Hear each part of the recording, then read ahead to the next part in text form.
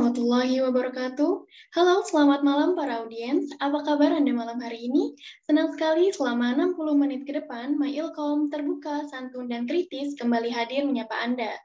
Bersama saya, Wahyu Fitriani, kita ikuti MyIlkom selengkapnya. Para audiens, malam ini telah hadir dua narasumber kita yang sangat luar biasa, yang tentunya juga menjadi kehormatan bagi saya, yang mana kita akan mendiskusikan tentang relevansi pekerjaan dengan jurusan.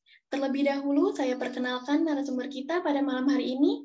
Untuk para narasumber, yang pertama ada psikolog, yang mana beliau juga adalah dosen serta Ketua Unit Layanan Psikologi Fakultas Psikologi UIN Sunan Gunung Jati Bandung, Ibu Anissa Hermawati, MPSI. Telah hadir bersama kita. Halo Ibu, selamat malam. Malam, Assalamualaikum. Waalaikumsalam. Gimana Ibu kabarnya? Alhamdulillah, baik. Alhamdulillah. Narasumber berikutnya telah hadir juga bersama kita, mahasiswa UIN Sunan Gunung Jati Bandung, jurusan Ilmu Komunikasi Jurnalistik, serta ia juga mahasiswa kedokteran gigi Universitas Jenderal Ahmad Yani, yaitu Raffi Naufal. Selamat malam, Raffi. Halo semuanya, selamat malam, salam kenal. Assalamualaikum. Waalaikumsalam. Gimana kabarnya? Alhamdulillah sehat. Alhamdulillah. Baik rekan-rekan audiens, sebelum kita lanjut diskusi malam ini, mari kita saksikan terlebih dahulu tayangan berikut ini.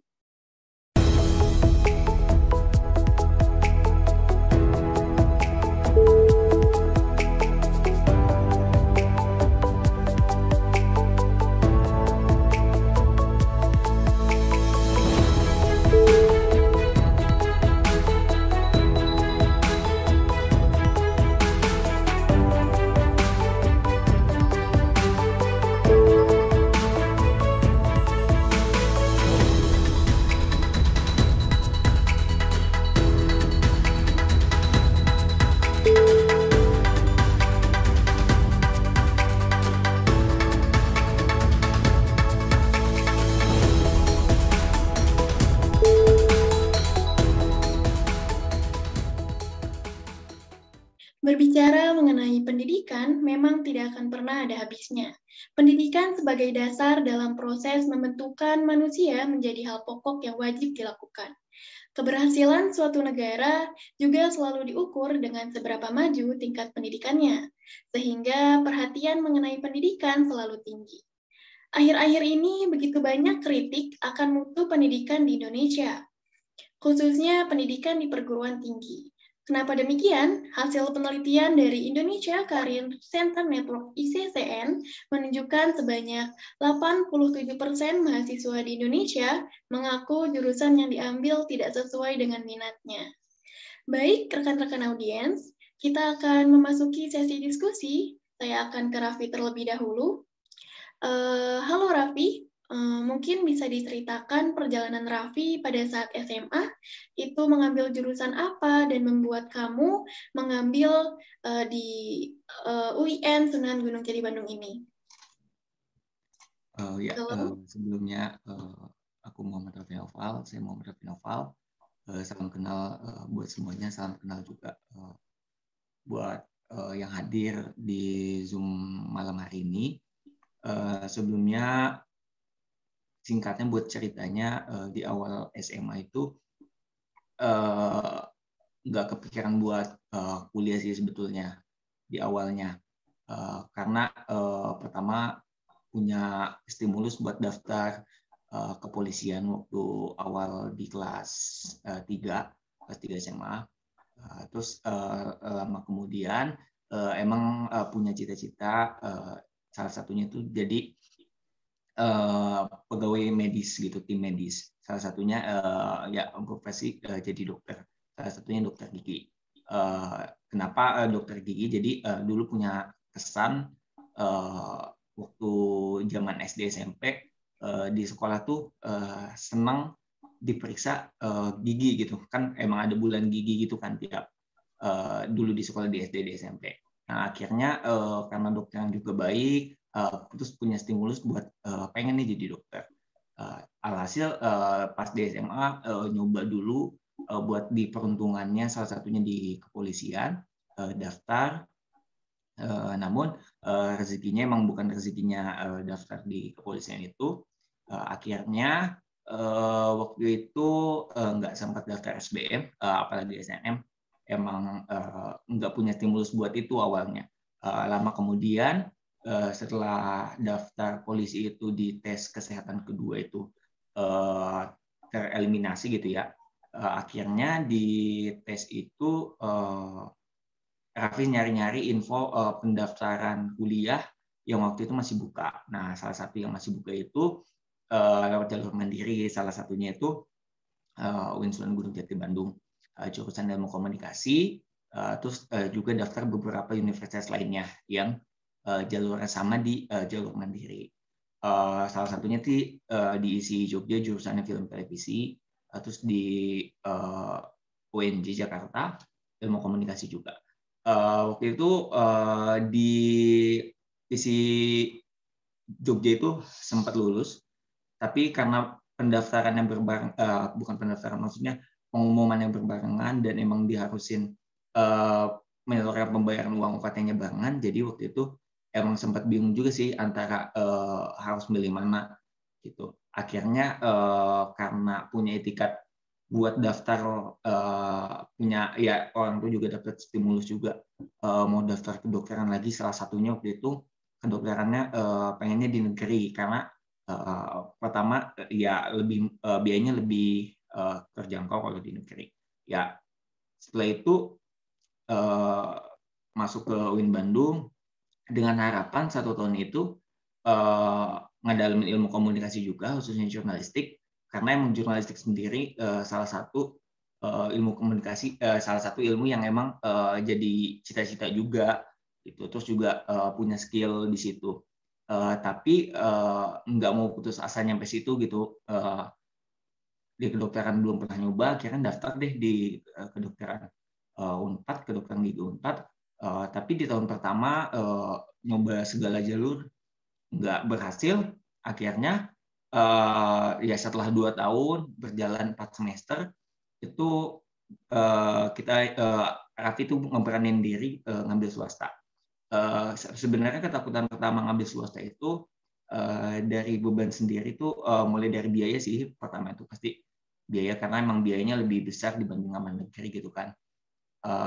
Tapi waktu itu pernah konsultasi juga sama orang tua, gimana kalau misalkan lulus di swasta dan swastanya ngambilnya yang ini. Akhirnya ya coba ikhtiar dulu, coba gimana, alhamdulillahnya dapat di tahun 2020 waktu awal-awal COVID. Nah, di awal COVID itu udah masuk semester 5 di jurnal, terus di kedokteran berarti baru semester 1. Waktu itu emang waktu pendaftaran kedokteran daftar juga di Unpad karena emang apa ya, punya motivasinya ya pengennya di negeri, salah satunya di Jawa Barat ya adanya Unpad gitu kan, dan daftar di swasta salah satunya di FKG Unjani. Kalau dulu masih fakultas kedokteran, jadi belum misah, jadi masih di bawah kedokteran umum, dan daftar di Fakultas Kedokteran Gigi Maranatha. Gitu.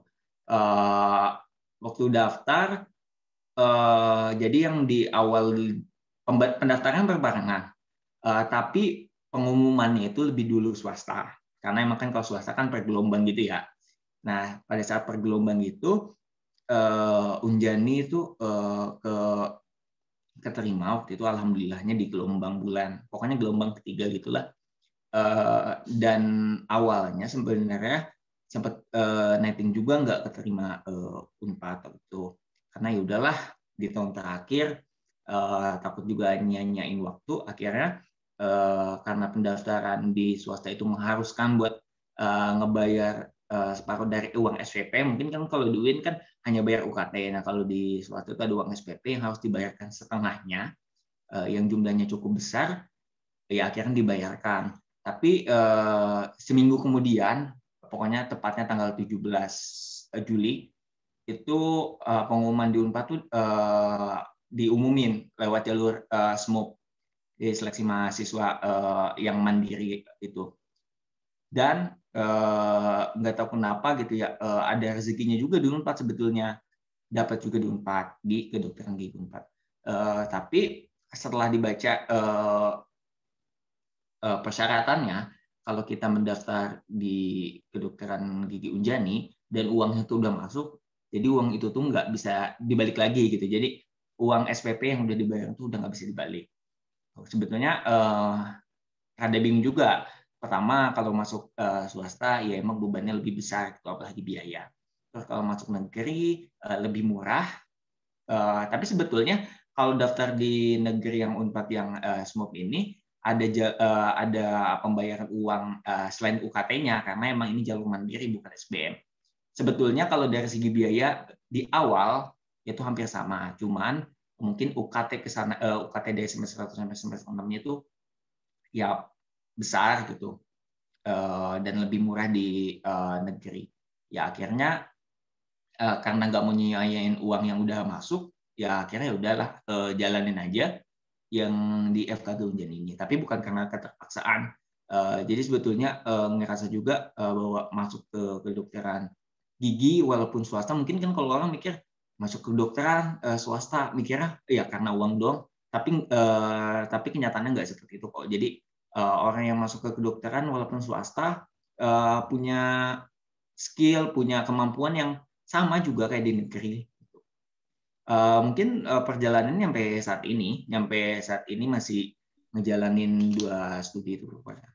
Paling singkatnya kayak gitu. Baik, terima kasih Raffi. Mendengar dari penjelasannya Raffi, perjalanannya dari mau masuk kepolisian, lalu memilih untuk di jurusan Ilkom, lalu masih tetap berusaha untuk mengambil tentang kedokteran. Itu mendengar cerita itu sebenarnya Raffi sendiri itu lebih minat ke mana nih antara Ilkom atau kedokteran. Lalu dan hobi Raffi itu sebenarnya apa? Bahwa kan kita mendengar ungkapan sebaik-baiknya pekerjaan adalah hobi yang menghasilkan uang gitu. Oke.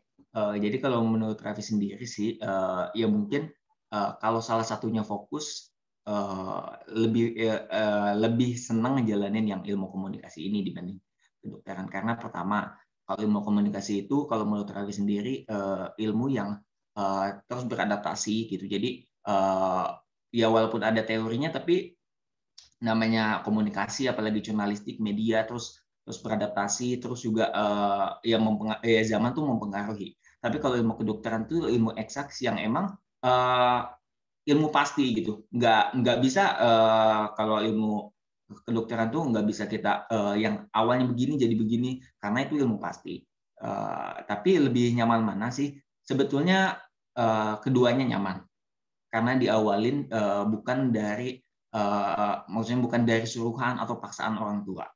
Karena jujur keduanya juga keinginan Raffi sendiri. Jadi Raffi ngejalanin sampai saat ini nyaman-nyaman aja gitu. Terus lebih hobi mana gitu. Kalau hobi mungkin pastinya kegiatan jurnalistik, apalagi bidang-bidang jurnalistik kayak videografi kayak gitu, editor. Raffi sampai saat ini masih ngejalanin juga. Ya ada sebagian yang emang kayak penghasilan yang emang dapatnya dari situ gitu, dari hobi, penghasilan dari hobi itu.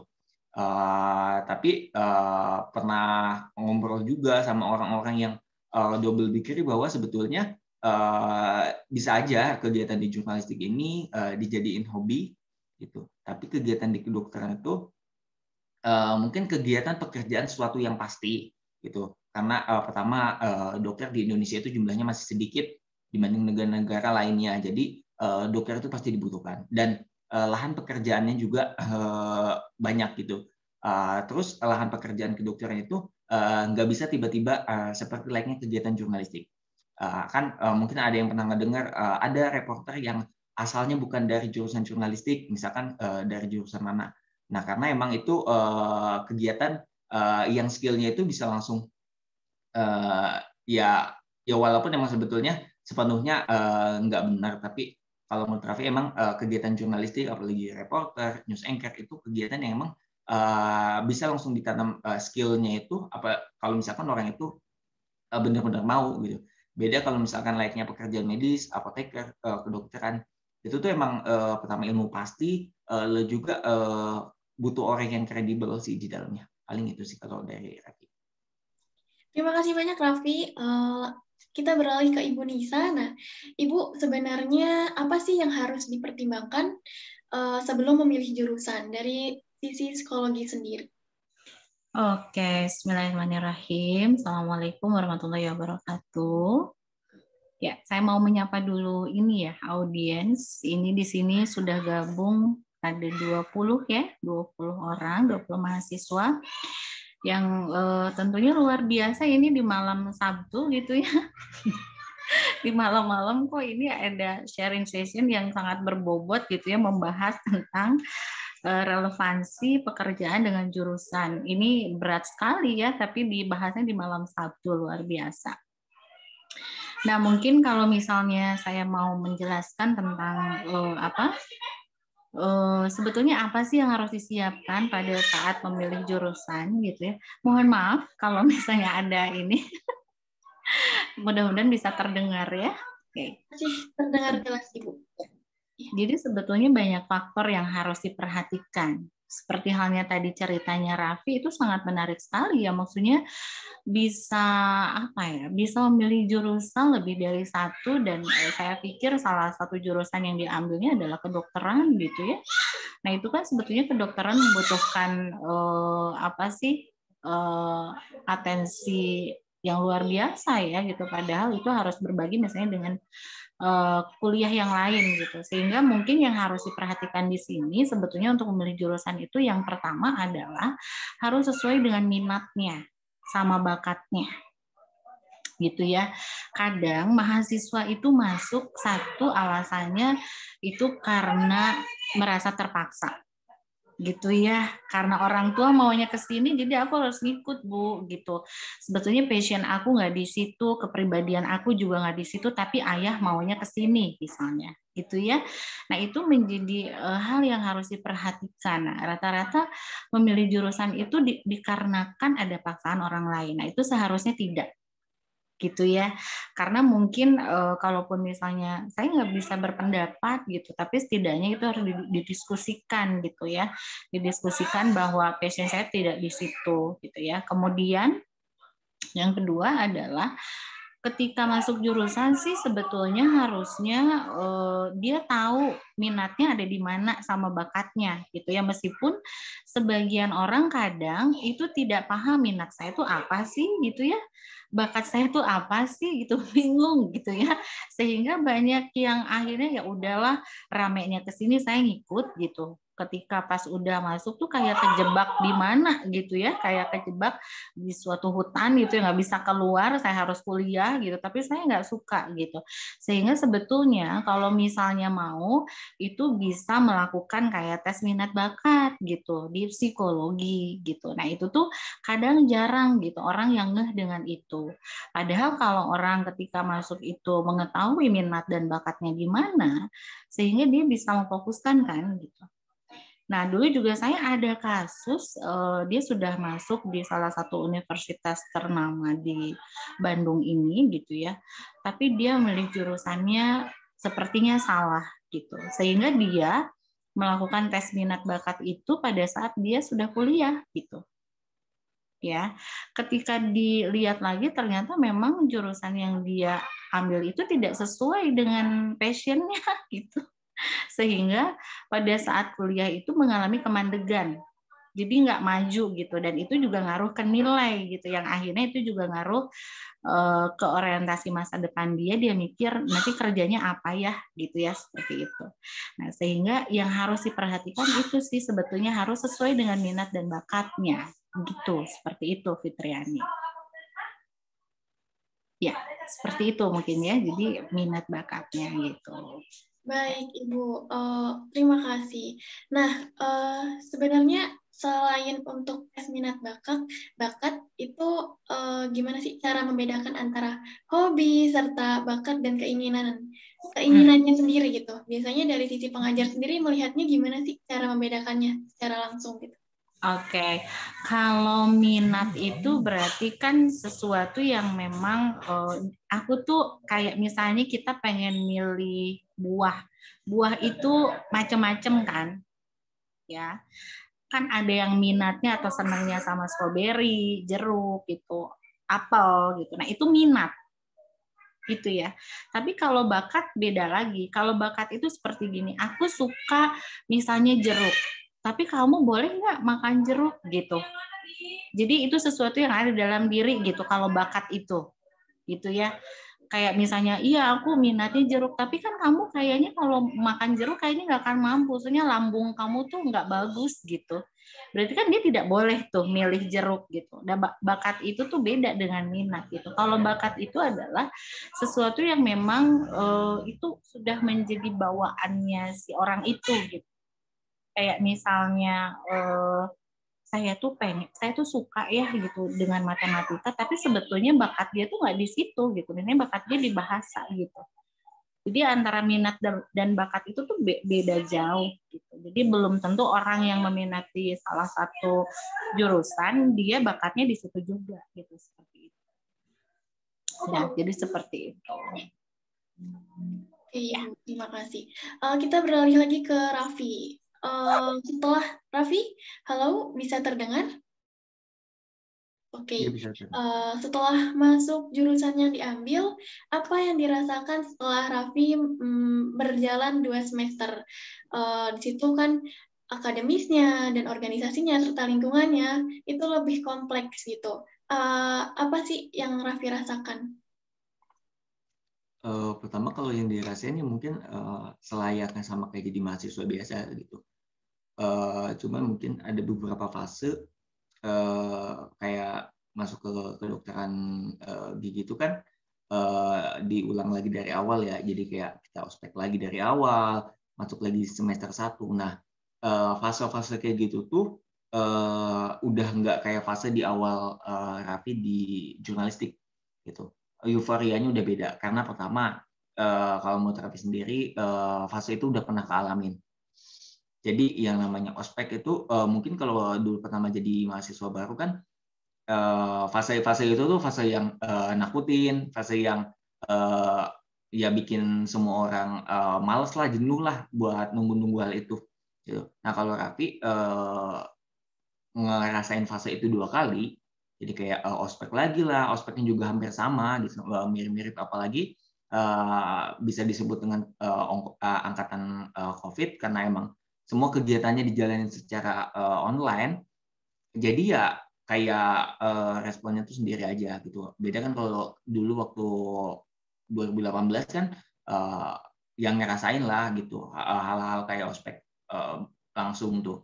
Beda kalau di angkatan 2020 semuanya serba online, jadi pertama hal-hal kayak gitu mungkin dia ngerasain pertama kali gitu ya ospek online. Cuman kalau hal-hal kayak ospek ngerasain dari fase semester 1 itu yang bikin sama aja sih sebetulnya sama kayak mahasiswa biasa. Cuman kalau dari segi akademisnya itu berbeda jauh sih kalau akademisnya karena emang tiap kampus mungkin punya kebijakannya masing-masing gitu kan. Kalau di UIN gimana, kalau di Unjani gimana. Cuman mungkin yang paling mencolok perbedaannya itu pertama dari pengambilan pembelajarannya. Pertama kalau misalkan di UIN atau rata-rata di kampus-kampus yang non kedokteran itu kan pengambilannya itu per SKS ya. Jadi kita misalkan ada jadwal KRS, kita ambil misalkan matkul ini 2 SKS, matkul ini 2 SKS, dan kita bisa ngambil misalkan mata kuliah semester berapa yang bisa kita ambil ke bawah. Nah kalau di kedokteran itu sistemnya itu udah blok semuanya. Jadi satu blok itu udah diapit. Jadi satu blok itu satu semester itu ada 3 blok dan 2 modul. Jadi satu semester itu satu blok pertama itu jumlah SKS-nya lumayan besar. Ada yang 8 SKS, ada yang 6 SKS, dan ada yang 4 SKS paling kecil. Dan modulnya itu modul kode etik kedokteran, itu tiap semester ada. Dan satu modul itu karena Raffi di kedokteran gigi ada satu modul yang harusin skill labs. Jadi kalau skill labs itu modul-modul yang dipelajarin kayak misalkan bikin kawat gigi. Nah, itu dipelajarinya di skill labs, bukan di perkuliahan. Itu berbeda modul. Jadi modul-modul itu modul yang lebih ke praktek gitu. Sama ada modul yang emang karena kedokteran itu sekarang makin maju, ada yang modulnya itu ngebahas gimana hukum-hukum di kedokteran sendiri. Jadi nggak cuma mempelajari ya kedokterannya aja, jadi tetap mempelajari semua. Terus hal yang paling berbeda mungkin, yang paling dirasain mungkin kalau di UIN sendiri mungkin kan yang namanya IPK, nilai dan lain sebagainya itu sifatnya privasi ya. Jadi yang tahu ya hanya satu mahasiswanya aja gitu. Jadi nilai aku berapa nih di mata kuliah ini.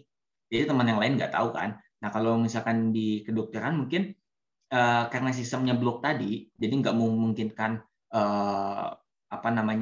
nggak memungkinkan kampus untuk akomodir si nilai itu masing-masing. Jadi diakomodirnya satu angkatan gitu. Jadi kita tahu siapa teman kita yang ini, teman kita yang ini, yang nilainya berapa, jadi tahu. Jadi kalau misalkan kita nilainya kecil tuh nggak sendirian gitu sebetulnya kalau misalkan di kedokteran itu. Jadi ada plus minusnya sih, paling itu sih. Oke, baik. Raffi sendiri berarti mendengar penjelasannya bahwa di pandemi ini ada sisi positifnya ya, Raffi, bahwa jadi lebih bisa menghandle dua-duanya. Tapi Raffi pernah merasa kesulitan dan bisa di-share gimana cara manajemen waktunya agar keduanya itu seimbang? Kalau manajemen waktu mungkin di semester waktu awal-awal pertama kali double pikir sih yang agak kerepotan. Pertama, COVID itu kalau menurut Raffi itu ada sisi negatifnya, ada sisi buruknya. Sisi negatifnya ya yang kita rasain sekarang gitu. Kalau dulu nggak boleh mudik lah, nggak bisa ketemu teman, nggak bisa ya was-was lah kalau misalkan kita kemana-mana. Tapi kalau sisi positifnya, kalau Raffi sendiri ngambil hal itu, ya bisa ngelakuin dua kegiatan itu berbarengan. Jadi awal semester 5 mungkin kan namanya pembelajaran daring itu kan semua universitas mungkin kaget kan yang namanya gimana sih pembelajaran daring gitu, terlebih dari jurusan kita sendiri juga banyak yang emang dosen-dosen yang masih kayak by WA atau misalkan hanya beberapa minggu sekali buat Zoom, enggak seperti semester 6-7 yang emang udah mulai maju gitu. Nah, keberuntungan di awalnya itu karena emang ya bisa berbarengin waktu. Kalau misalkan ditanya jamnya gimana sih, bentrok atau enggak? Kalau ditanya bentrok semua pasti. Apalagi semester 5 semester 6 itu kan masih padat-padatnya 24 SKS dulu.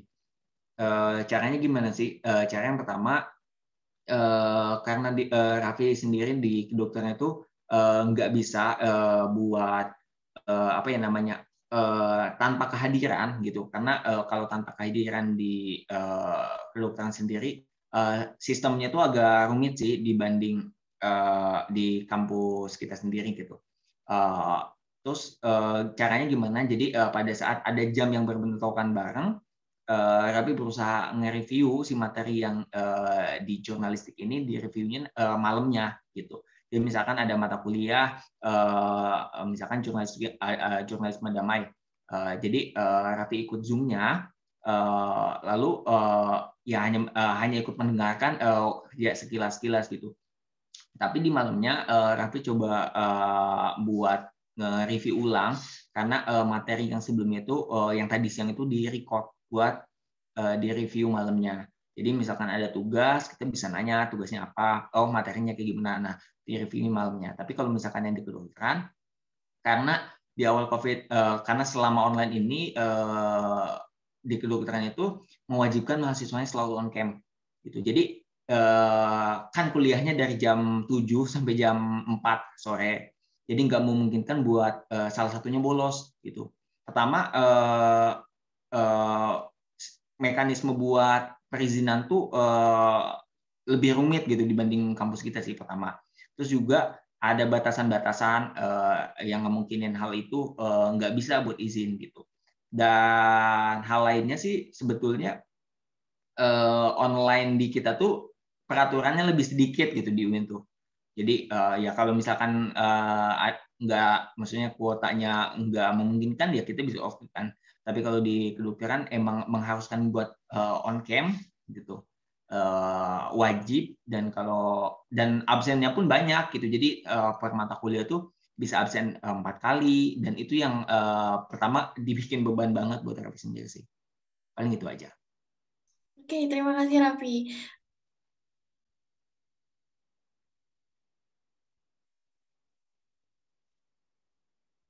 Oke, halo, terima kasih Raffi.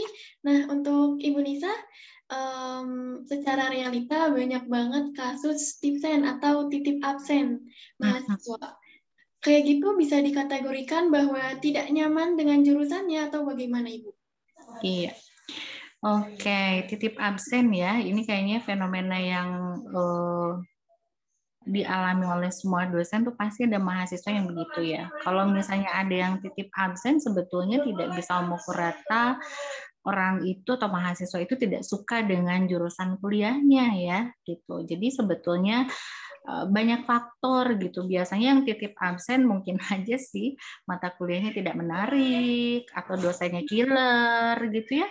Atau misalnya memang di dalam dirinya memang terkait motivasi, misalnya motivasinya memang nggak bagus gitu ya, gitu sehingga maunya titip absen. Tapi rata-rata kalau yang saya lihat sih yang titip absen itu adalah mahasiswa yang memang sepertinya ada masalah gitu.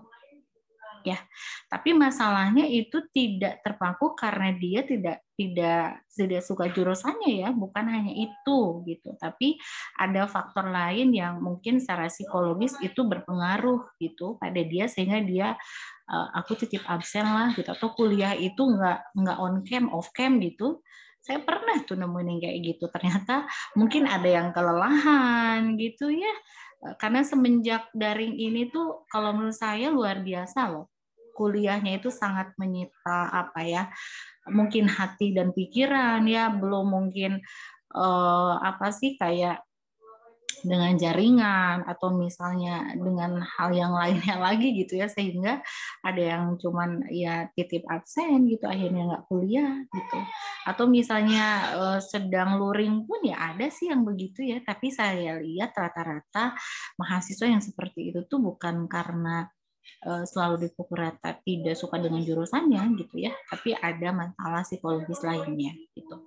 Tapi ada kemungkinan juga sih karena dia tidak suka jurusannya, yang memilihkan jurusannya adalah orang tuanya, akhirnya dia ogah-ogahan buat kuliah gitu ya, seperti itu. Itu ada kemungkinan sih seperti itu. Ya.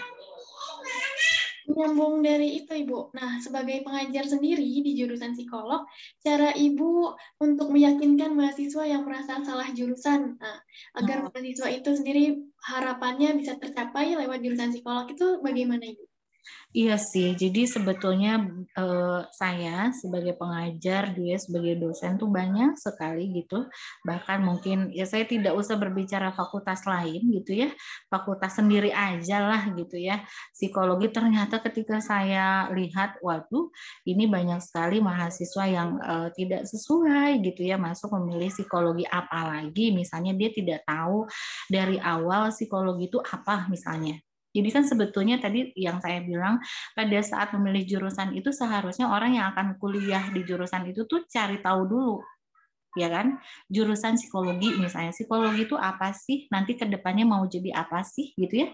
Mata kuliah yang mungkin dipelajari apa sih gitu. Nah, sebetulnya itu tuh harus dikenali dulu. Nah, cara saya mengatasi mahasiswa untuk bisa tetap misalnya berkuliah tapi misalnya jurusannya tidak sesuai, itu sebetulnya saya akan melihat dulu sebetulnya anak ini masih berpotensi untuk bisa lulus di jurusan ini atau tidak. Kalau sekiranya tidak, sebetulnya ya kan ada pembimbing akademik kan ya gitu. Nah, pembimbing akademik itu tuh sebetulnya harus ada andil juga untuk bisa mengarahkan sebetulnya mahasiswa ini tuh bisa lanjut atau tidak gitu. Karena kalaupun dipaksakan juga kasihan gitu. Soalnya ada beberapa kasus ya mahasiswa psikologi lah ya, itu ketika di semester 5 tuh kolaps. Kebayang nggak semester 5 wasting time, buang waktu gitu. Orang tinggal proposal gitu kan, tinggal skripsi gitu. Ini berhenti di semester itu gitu kan, itu berarti dari awalnya nggak ketahuan gitu. Kalau dia itu sebetulnya salah memilih jurusan. Kalau misalnya seperti Raffi tadi mungkin saya lihat untuk yang memilih jurusan sampai 2 begitu mungkin ya karena ditunjang dengan potensi ya gitu. Dengan potensi dia bisa time management dan sebagainya sehingga dia bisa lancar. Tapi kalau jatuhnya misalnya secara potensi dia tidak bagus kan kasihan gitu. Sehingga tips yang saya lakukan, saya akan mencari tahu dulu gitu. Sebetulnya ini kira-kira bisa dilanjutkan atau tidak gitu. Jadi tidak menyuruh mahasiswa yang sudah jelas misalnya tidak mampu untuk melanjutkan, tapi saya ayo dong gitu lanjutin aja, kamu pasti bisa kan nggak bisa begitu. Yang menjalani kan bukan saya gitu. Nah ini salah kaprah. Kadang itu obsesi gitu. Obsesi entah itu orang tua, entah itu siapa gitu, sehingga dia sudah jelas tidak cocok di situ tapi masih terus ingin memaksakan gitu. Jadi tipsnya sih itu. Jadi kalau misalnya dia merasa saya sini masih cocok melanjutkan atau tidak, harus dilihat di semester 3 atau semester 2 ya. Jadi jangan sampai di semester 5 itu baru ngeh kalau saya nggak cocok gitu. Nah itu kan wasting time gitu ya. Kalau misalnya nggak ke psikolog pendidikan misalnya, bisa kan ke pembimbing akademik gitu. Jadi harus ngobrol. Cuma rata-rata mahasiswa itu ketemu pembimbing akademik itu rasanya sesuatu yang entah sungkan entah gimana gitu, jadi ketemunya cuma minta tanda tangan KRS doang. Sehingga itu tidak terantisipasi kan gitu, seperti itu. Gitu mungkin dari saya. Oke, nyambung nih Bu sama penjelasan Ibu bahwa lebih baik kita paham di semester 3 atau kedua agar ini cocok nggak dengan saya gitu. Cuma banyak sekali dan saya juga paham dengan teman-teman saya di semester 5 itu masih ngerasa saya salah jurusan gitu. Bahkan banyak sekali meme yang bilang Allah bersama mahasiswa semester 5 gitu. Nah, menurut Ibu lebih rugi mana nih? Mahasiswa yang keluar merasa tidak cocok atau mahasiswa yang bertahan padahal merasa tidak cocok? Nah, itu sebetulnya dua hal yang tidak bisa dipukul rata sama juga ya. Kalau misalnya dia mampu bertahan sampai akhir padahal jurusannya itu tidak sesuai, berarti dia memiliki daya juang yang oke.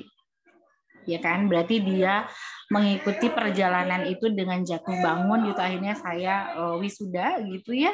Tapi ketika wisuda dia mikir lagi, saya melakukan ini misalnya hanya demi untuk orang tua misalnya, kan itu sayang banget. Tapi ada juga yang kasusnya dia struggle tapi akhirnya dia juga menang gitu. Jadi sebetulnya bisa ada dua keputusan itu tuh bisa menjadi ada positifnya ada negatifnya gitu. Jadi kalau misalnya dia yang oke, aku berhenti berjuang nih di semester 5 gitu karena aku nggak akan kuat lagi, ya itu nggak apa-apa kalau misalnya dengan konsekuensi ya, dengan konsekuensi memang sudah dipikirkan matang-matang gitu.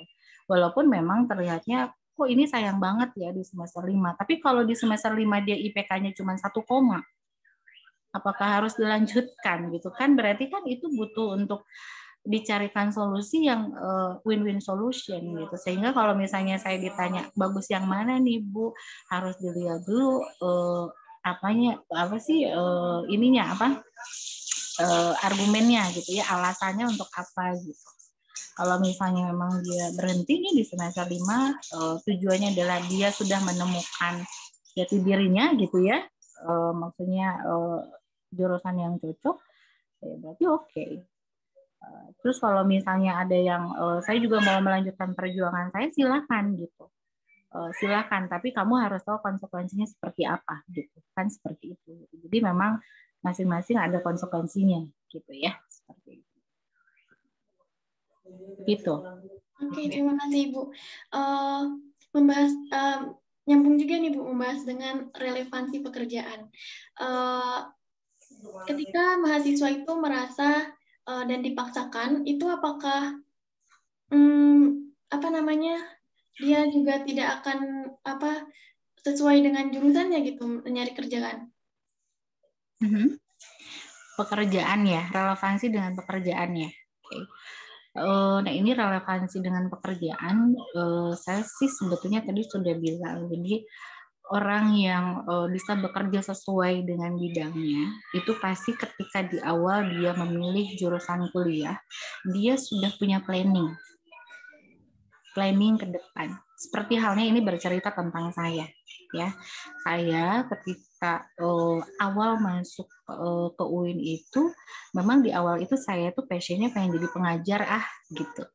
Ya, nah berarti kan konsekuensi menjadi seorang pengajar selama kuliah itu berarti kan saya harus mengerjakan tugas dengan baik, IP saya mungkin minimalnya harus 3 gitu ya.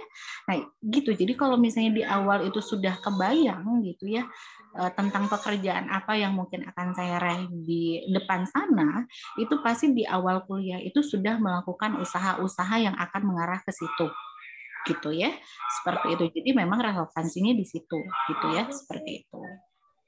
Oke, terima kasih banyak Ibu. Kita beralih lagi ke Raffi. Raffi, untuk kedepannya, Raffi ini kan di 2 jurusan yang unlinear gitu, bertolak belakang. Raffi ingin lebih fokus ke yang mana? Dan output apa yang ingin didapat di jurnal, dan lalu output apa yang ingin Raffi dapat di kedokteran? Oke. Ya, sebelumnya kalau mau lebih fokus yang mana, pertama fokus menyelesaikan studi terlebih dahulu sih, planning pertama ini. Karena mungkin kalau di UIN ya insya Allah paling cepat di tahun ini selesai, karena di tahun 2022 kan udah hampir 4 tahun, dan menyelesaikan di program studi kedokteran gigi dulu, menunggu hampir 1,5 tahun terlebih dahulu. Terus kalau relevansi pekerjaan, pekerjaan yang dominan pengen dijadikan buat ke depan itu adalah pekerjaan di dokter sendiri. Karena pertama, kalau menurut Raffi sendiri, struggle buat kerja jadi dokter buat Raffi sendiri itu struggle yang emang dari diri sendiri gitu, ngebantu orang, terus ketemu sama orang baru yang punya keluhan macam-macam, dan pertama kali Raffi masuk kedokteran, terus ikut kegiatan organisasi, salah satunya BEM, yang turun langsung ke lapangan. Nah, salah satunya di bulan kemarin, maksudnya di tahun kemarin di bulan November ada kegiatan Bulan Gigi Nasional buat anak-anak SD di Cimahi. Itu tentunya bikin struggle yang lebih mendalam sih buat Raffi. Jadi kayak pertama ketemu orang baru, punya masalah ini, kita senang gitu buat ketemu orang itu. Salah satunya sebetulnya kalau Raffi sendiri jadi mahasiswa, tugasnya belum bisa sampai nyembuhin gitu, tapi bisa ngehasilin, oh ini yang Raffi pelajarin di secara teori, oh ini yang Raffi amalin buat anak-anak di SD Cimahi itu gitu. Jadi perasaannya itu senang aja gitu. Terus juga struggle buat apalagi ya ngebantu orang, pasti terus ketemu orang baru itu senang juga. Terus gimana sih kerjaan yang di jurnalistik, apakah Raffinya senang atau enggak? Sebetulnya senang juga gitu pekerjaan yang salah satunya di jurnalistik. Apalagi ya semester 5 kemarin kan kita kayak ngelakuin kegiatan job training, dan ngelakuin kegiatan job training itu kalau menurut Raffi sih sebetulnya jangan sampai kita ngelakuin kegiatan job training tapi ya udahlah yang penting kita ngelakuin job training. Tapi kalau menurut Raffi sendiri ngelakuin job training itu kayak ngebangun relasi gitu. Jadi kan mungkin ada kebanyakan mahasiswa khususnya di jurnalistik yang ya udahlah kegiatan job training diikutin 1 bulan yang penting selesai. Nah kalau Raffi sendiri kadang berpikir ya walaupun sesibuknya waktu bisa nggak sih Raffi ngusahain buat ngebangun relasi dari itu gitu. Ya walaupun Raffi sendiri pertama nggak memungkinkan buat ngambil pekerjaan itu di saat masa studi Raffi di kedokteran itu belum selesai. Jadi Raffi berpikir seenggaknya kita punya relasi dulu dong. Terus juga berbuat yang terbaik.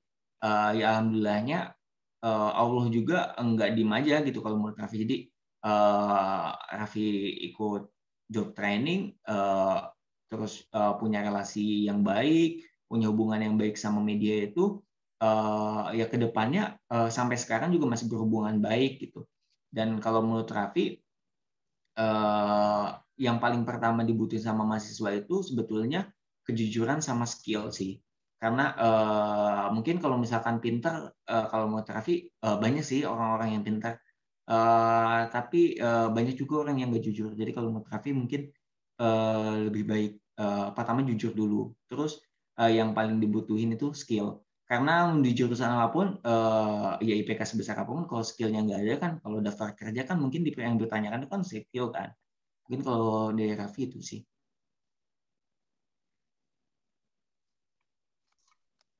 Baik, berarti untuk fokus Raffi sendiri setelah lulus dari jurusan jurnalistik itu ingin menyelesaikan studi dulu di kedokteran gitu.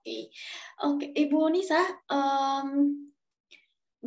pasti banyak sekali mahasiswa yang merasa salah jurusan. Jadi apa yang sebaiknya dilakukan dan diperbaiki dari sistem pendidikan maupun orang tua serta mahasiswa itu sendiri? Langkah yang paling tepat, Ibu.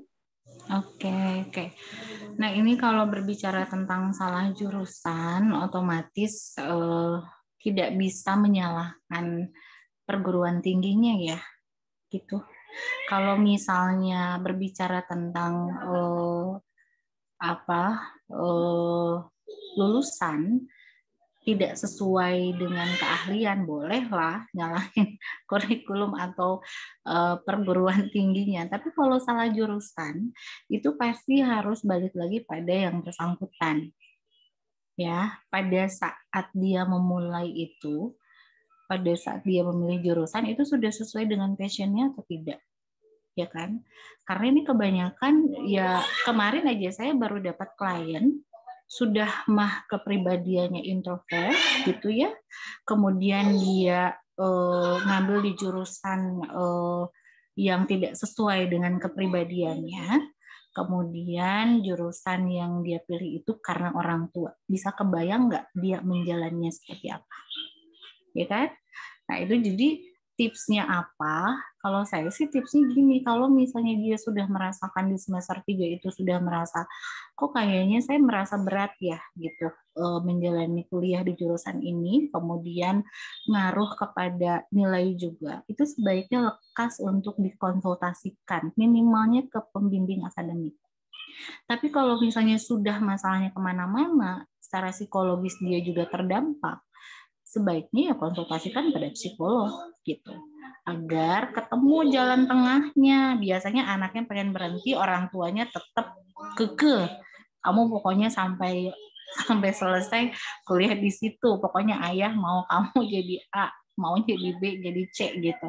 Nah itu adalah solusinya kalau dari saya gitu ya. Tidak bisa menyalahkan universitas kalau masalah salah jurusan. Tapi kalau misalnya kaitannya dengan masalah lulusan, kemudian dia tidak punya keterampilan dan sebagainya, itu boleh ditinjau ulang kurikulumnya seperti apa. Tapi kalau yang saya lihat kan sekarang di S1 itu ada SKPI ya, ada sertifikat pendamping gitu ya, ijazah. Nah itu kan sebenarnya skill, berbicaranya skill. Jadi sekarang memang mahasiswa itu yang saya lihat memang ya tidak perlu putus asa gitu ya. Kalau misalnya IP dapat kecil atau misalnya dia merasa jurusannya tidak sesuai tapi dia masih mau melanjutkan, silakan lanjutkan.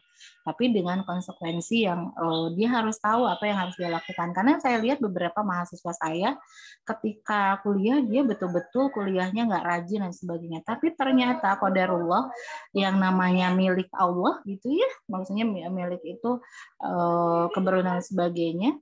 Nah itu tuh dia bisa mendapatkan pekerjaan yang justru luar biasa gitu ya. Sehingga makanya faktornya itu selain usaha dalam diri juga tetap berdoa gitu, karena keberuntungan ternyata ada gitu ya, seperti itu. Berarti memang doa itu juga penting ya Ibu ya? Oh, sangat, sangat sekali. Karena itu adalah salah satu hal usaha terakhir yang bisa dilakukan ya, seperti itu. Rekan-rekan audiens, untuk mendukung diskusi kita malam ini, saya buka kesempatan untuk para audiens untuk bertanya pada narasumber secara langsung dengan cara menggunakan fitur raise hand, lalu aktifkan mikrofon serta kameranya. Ini sudah ada Lailatul Azizah. Boleh dinyalakan mikrofon serta kameranya? Ya, halo, Assalamualaikum semuanya. Selamat malam. Sebelumnya suara saya sudah terdengar?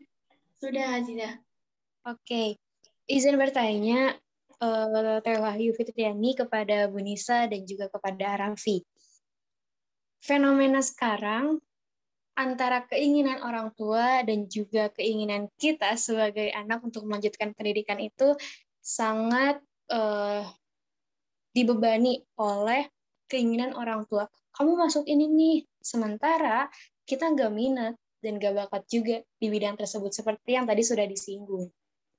Nah, sebenarnya untuk sekarang, bagaimana kita menyikapi hal ini gitu? Apakah dari pola komunikasi kita sebagai anak kepada orang tua yang harus diperbaiki, agar nanti orang tua bisa paham segala keinginan dan kemauan kita sesuai dengan minat dan bakat kita?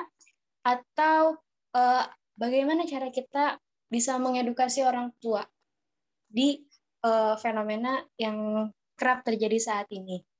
Ataukah ini menjadi sebuah ya sudahlah, yang udah ya udah aja, dan ini menjadi acuan kita sebagai generasi muda untuk nanti berkeluarga agar tidak membebani kepada anak kita nanti, atau bagaimana? Bagaimana dari perspektifnya Bu Nisa dan juga dari perspektifnya Arafi. Sekian, terima kasih. Mohon maaf sebelumnya. Baik, terima kasih Lailatul Azizah. Boleh dipersilahkan untuk Raffi dan Ibu Nisa. Boleh Ibu Nisa terlebih dahulu. Oke, saya coba akan jawab. Hal yang harus dilakukan tentunya tadi betul ya, pola komunikasi yang harus diubah. Jadi kadang mahasiswa yang di awal itu tidak, maksudnya passionnya tidak di situ, tapi orang tuanya memaksa, kadang dia tidak berani untuk berbicara atau berdiskusi gitu. Jadi asertif aja, tapi dengan cara yang betul. Asertif itu maksudnya dia terus terang gitu. Kalau minat saya itu tidak di situ gitu, walaupun memang banyak kasus ketika ngomong kayak gitu akhirnya terbantahkan gitu, karena mungkin orang tua sudah terobsesi ingin mencetak anaknya seperti apa gitu ya. Nah biasanya itu satu pola komunikasi yang harus dibenahi. Kalau mengedukasi orang tua sepertinya akan sangat sulit ya. Orang tua mah tidak bisa, maksudnya seorang anak tidak mungkin kan mengedukasi orang tua gitu, kecuali ya tadi berdiskusi gitu ya.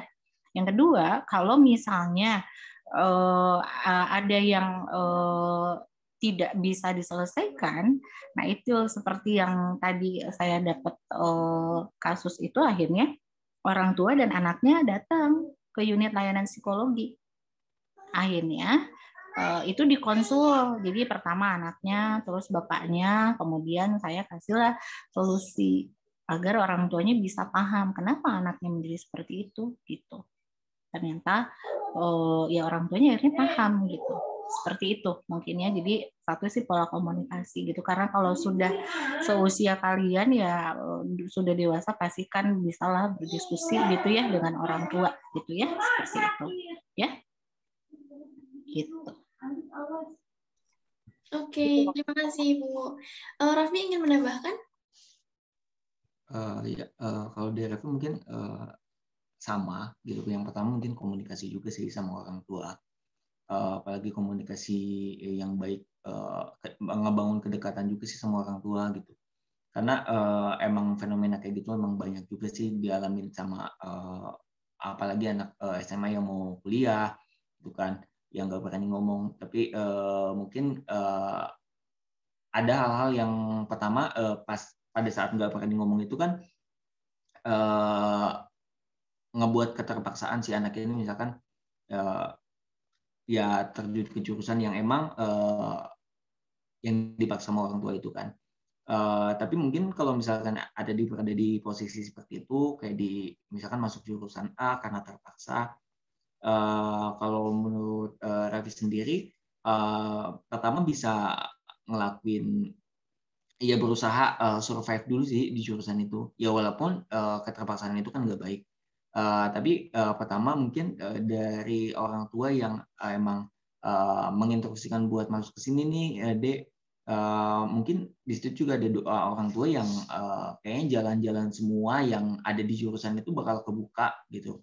Pertama, ridho orang tuanya udah kebuka.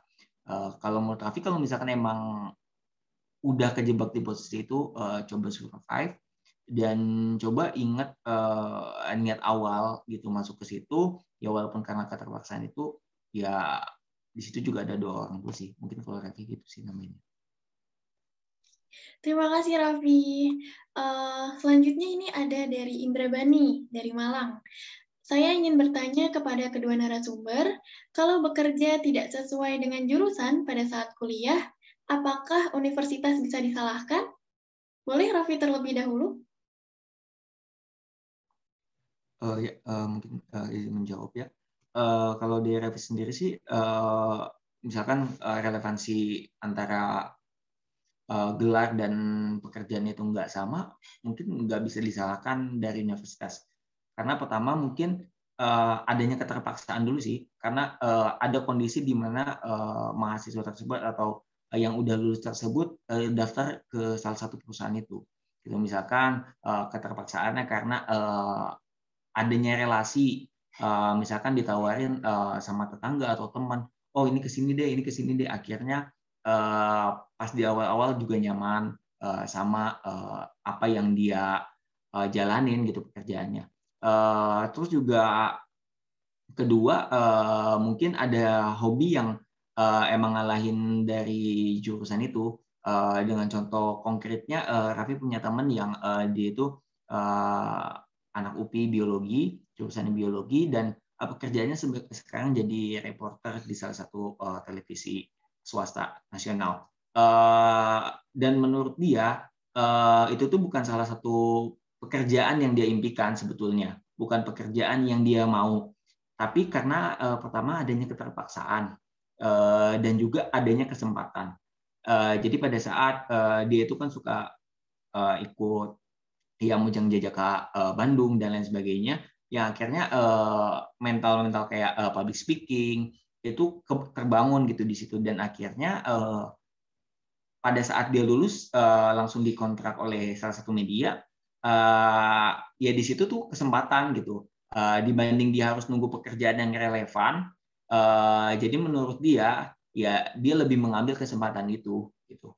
Karena zaman sekarang kan mungkin mencari pekerjaan juga kan lulusan S1 S2 juga susah, dan akhirnya dia memberanikan diri buat terjun di pekerjaan itu, dan akhirnya pekerjaan tersebut ya yang dia senangi juga itu sih kalau di Raffi. Oke, terima kasih Raffi. Ibu Anissa, boleh menambahkan? Ya, saya mungkin menambahkan kalau ini mungkin kaitannya dengan alumni ya. Ini ada alumni kuliah tapi kok dapat pekerjaan tidak sesuai gitu ya. Nah, boleh nggak menyalahkan universitas? Mungkin kalau misalnya banyak alumni, misalnya psikologi nih ya, tapi banyak lulusannya kok tidak bekerja di bidang psikologi, misalnya ya. Berarti ditinjau ulang tuh kurikulumnya ada yang salah nggak gitu, sehingga si alumni itu tuh kok melenceng gitu. Malah misalnya psikologi, tapi pekerjaannya jadi di teknik misalnya ya, atau misalnya jadi pengusaha di entrepreneurship gitu ya. Nah, itu mungkin satu bisa melihat kurikulum, tapi bukan berarti menyalahkan ya. Bukan berarti menyalahkan, tapi itu menjadi salah satu masukan terutama bagi prodi gitu ya. Kemudian yang kedua adalah kalau misalnya ada yang tidak sesuai dengan jurusan pada saat memperoleh pekerjaan, saya pikir tidak perlu dipikirkan yang begitu berat ya. Berarti kan memang dia bekerja di situ ada sesuatu skill yang memang dia bisa gitu kan. Jadi ya disyukuri aja ya, nggak usah ini salahin nih universitasnya kok saya jadi tidak sesuai gitu. Karena kalau saya lihat banyak tuh mahasiswa psikologi yang seharusnya misalnya S1-nya misalnya jadi tester nih ya, kebentuknya kan jadi tester kalau psikologi itu ya, kalau S1 gitu. Ini ada juga yang pada akhirnya dia itu kerja jadi pengusaha, ada gitu. Jadi kalau saya lihat ya memang bakatnya dia di situ gitu kan, memang minatnya juga dia di situ gitu. Nah itu sebenarnya tidak bisa disalahkan gitu. Lagian sekarang ya di zaman sekarang itu banyak yang kuliahnya di mana ketika mendapatkan pekerjaannya itu beda dengan jurusan. Berarti artinya kan memang satu mungkin kesempatan yang dia peroleh itu memang seperti itu. Yang kedua dia memang secara tidak langsung punya skill yang memang dia tidak ketahui pada saat dia kuliah gitu. Baru dia ketahuannya itu pada saat dia keluar kuliah gitu. Ya kan? By pengalaman gitu. Jadi ya nggak usah dipermasalahin. Kalau misalnya banyak alumni yang ternyata ketika dilihat rekamnya banyak alumni yang tidak sesuai, ya mungkin ya tadi balik lagi gimana nih kurikulumnya gitu, sudah sesuai belum, kan itu pasti akan ngaruh juga ya ke kaprodi gitu ya, prodi gitu ya, seperti itu. Itu mungkin yang bisa saya jelaskan. Oke, Ibu, terima kasih. Ini juga ada yang bertanya untuk Ibu dari Jaki Amron dari Jakarta. Saya ingin bertanya, kalau belajar di perguruan tinggi katanya tidak memiliki keahlian apa-apa jika dibandingkan kuliah di D2, D3, atau D4. Apa betul pendapat tersebut? Dan mengapa dalam soal pekerjaan lulusan S1 kalah oleh lulusan dari D2, D3, dan D4? Mohon pendapatnya dari Ibu. Oke. Nah, ini sebetulnya kalau dibilang kayaknya PT tuh banyak yang nganggurnya, saya sih nggak setuju juga ya. Karena mungkin tadi capaian yang dicapainya kan kurikulumnya beda. Betul tidak? Kalau S1 bukan berarti tidak cepat mendapatkan pekerjaan gitu, karena mungkin sisi prakteknya juga dibandingkan D2, D3 sama yang sudah menjurus itu kan mungkin beda ya muatannya gitu kan. Mungkin kalau yang D2 karena dia dipersiapkan untuk langsung kerja, berarti kan kurikulumnya mungkin banyak praktikum misalnya. Banyak prakteknya karena mereka harus langsung terjun. Kalau S1 kan sebetulnya memang basically banyak teoritik ya, yang memang diharapkan setelah S1 itu bisa lanjut ke S2 dan S3 gitu. Tapi bukan berarti yang di perguruan tinggi yang S1 itu kalah dengan D2, tidak gitu. Masing-masing punya kelebihan dan kelemahannya gitu. Bahkan yang D2, D3 ketika misalnya ada yang mau menjadi guru misalnya, dia harus lagi kuliah. Benar nggak? Untuk menyetarakan pendidikannya gitu. Jadi makanya kalau kita mau membahas tentang relevansi pekerjaan dengan jurusan, itu memang harus dipastikan pada awal kuliah itu ke depan kamu mau gimana gitu.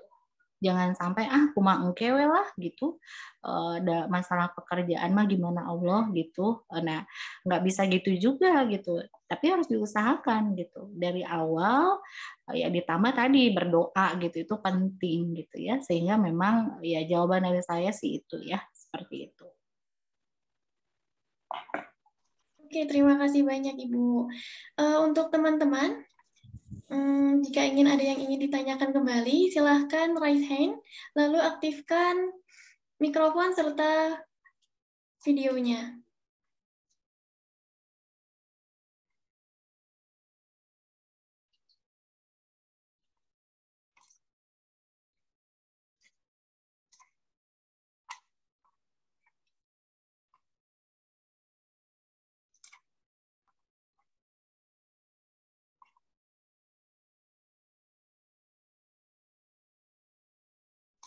Boleh Arifatul Rahman, silahkan aktifkan audio serta videonya.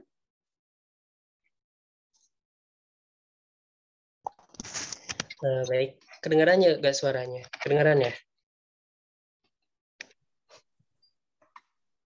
Dengar jelas. Oke, baik.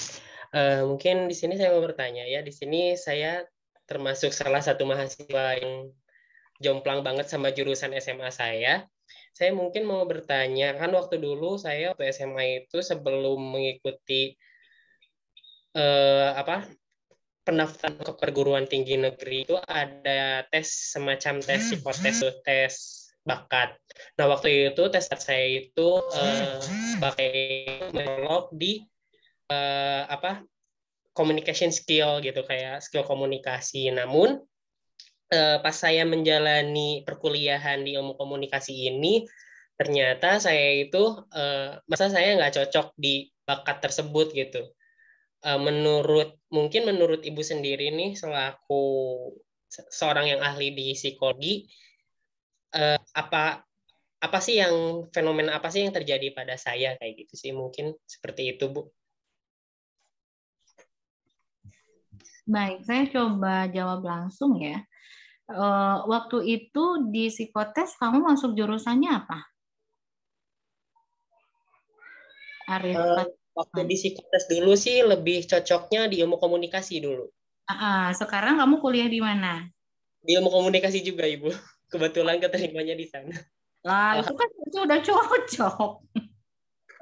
Berarti kan itu udah cocok. Berarti kan itu sesuai dengan minat dan bakat kamu. Karena biasanya psikotes tentang minat dan bakat itu menjaring tentang minat kamu apa dan bakat kamu apa gitu. Sehingga muncullah interpretasi yang akhirnya kamu cocok di mana gitu. Nah, berarti kan antara psikotes dengan jurusan yang kamu pilih sekarang udah sesuai ya, Arif ya? Betul seperti itu atau bagaimana? Sebenarnya sih pas dijalanin sih kayak apa ya, ada kadang mau mundur itu kecekek, tapi kalau mau maju juga susah gitu loh, Bu. Paham nggak sih? Jadi kalau saya tahu, berarti kamu waktu pas dites mungkin ada ketidakjujuran pada saat menjawab. Mungkin ini ada kaitannya dengan pribadi kamu. Apakah pribadi kamu termasuk orang introvert? Tidak suka dengan keramaian, tidak suka ngobrol dengan banyak orang gitu. Tidak suka dengan kegiatan yang ada di ilmu komunikasi, itu berbenturan dengan pribadi saya. Apakah seperti itu? Nah, justru begini, Bu. Jadi dulu waktu SMA itu saya termasuk orang yang banyak speak up keluar gitu karena kegiatan organisasi yang menuntut gitu, Bu ya. Cuman karena nggak tahu mungkin perbedaan ranah sekolah sama kuliah, jadi pas saya masuk ke dunia perkuliahan itu saat saya mau speak up keluar itu agak susah gitu, Bu. Jadi kayak kok bisa sih waktu dulu saya SMA saya bisa lancar berbicara, kayak mau ngomong apapun itu, kayak mau mencari topik apapun kayak lebih mudah, tapi pas sekarang masuk ke ranah perkuliahan kayak susah banget gitu untuk berbicara selancar seperti ini aja, kayak kok banyak salah ngomong, apa mungkin susah diterima oleh orang apa gimana kayak gitu sih. Iya. Berarti itu kurang cocok masuk ke ilmu komunikasi sekarang ini gitu. Sebetulnya itu bukan kurang cocok, tapi kalau saya analisis kamu kaget dengan budaya yang ada di PT, di perguruan tinggi. Karena kan lingkup orangnya antara SMA dengan PT jauh beda. Sehingga banyak yang kaget gitu. Makanya kenapa kalau masuk perguruan tinggi itu suka ada pengenalan budaya kampus kan gitu. Nah, itu tuh gunanya itu, fungsinya itu. Jadi kalau saya rasa Arif sepertinya terkendala dengan budaya kampusnya. Ya, seperti itu. Jadi kamu nanti bisa lah konsul misalnya ke psikolog, gimana caranya, Bu. Nah, itu mah berarti kasuistik. Harus saya ungkap dulu, kamu ada masalah apa. Biar ketahuan gitu. Karena kalau dari tes psikotes kan udah sama dengan jurusan kamu. Cuman dari kamu tadi berbicara, saya kaget. Kok kenapa ya nggak sama seperti di SMA. Di SMA speak up, saya oke gitu. Karena mungkin budayanya sama dengan kamu gitu, orang-orangnya sama dengan kamu, tapi pada saat di PT itu kamu akan bertemu banyak orang yang mungkin secara personality itu beda jauh gitu. Akhirnya kamu menganggap saya kok jadi aneh ya gitu, saya jadi nggak berani speak up lagi gitu, saya jadi nggak pede gitu. Nah itu berarti butuh sesuatu yang memang harus dikonsulkan, ini gimana nih caranya gitu. Makanya tadi kenali dulu kampusnya kayak gimana, terus nggak usah juga jadi ngerasa nggak pede atau ngerasa aneh gitu, karena mungkin itu baru istilah Sunda mah ngalalanyahan gitu, ya kan, ngalalanyahan. Jadi jangan berhenti di situ. Kamu lihat lagi potensi yang lain. Oh, jadi saya kalau ketemu orang ini tuh harus gini ya. Oh, jadi saya kalau ngomong tuh harus gini ya. Ikutin. ikutin budayanya gitu. Jangan sampai kamu dulu di SMA saya suka speak up, terus kamu tiba-tiba speak up di kampus gitu, yang orang lain tuh pasti ngelihatnya kok kayak gini sih gitu kan, jadi aneh gitu kan. Jadi makanya itu kalau saya lihat dan saya analisis, kamu kaget gitu dengan budaya kampus gitu. Gitu ya Arif ya. Oh iya Bu, jadi untuk penanganannya sendiri itu perlu konsultasi lagi ke bagian psikologi atau mungkin ke orang-orang yang lebih paham akan psikologi gitu ya Bu ya. Mendingan gitu. Jadinya kamu tahu langkah apa yang harus saya lakukan gitu. Karena biar masalahnya jelas gitu.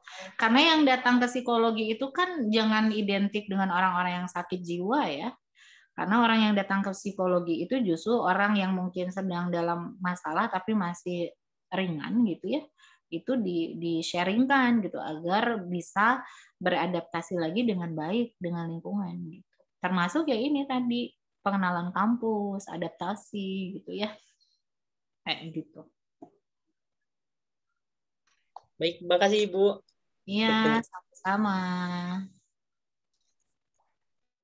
Terima kasih banyak untuk Arif serta Ibu Nisa.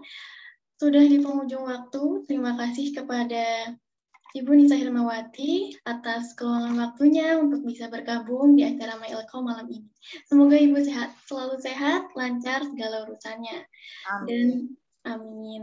Terima kasih juga untuk Raffi Naufal atas waktunya. Semoga selalu dilancarkan kuliahnya. Amin. Baik, rekan-rekan audiens, 60 menit sudah waktu kita lewati. Semoga apa yang kita bahas malam ini dapat bermanfaat, selalu jaga kesehatan dan patuhi protokol kesehatan dimanapun Anda berada.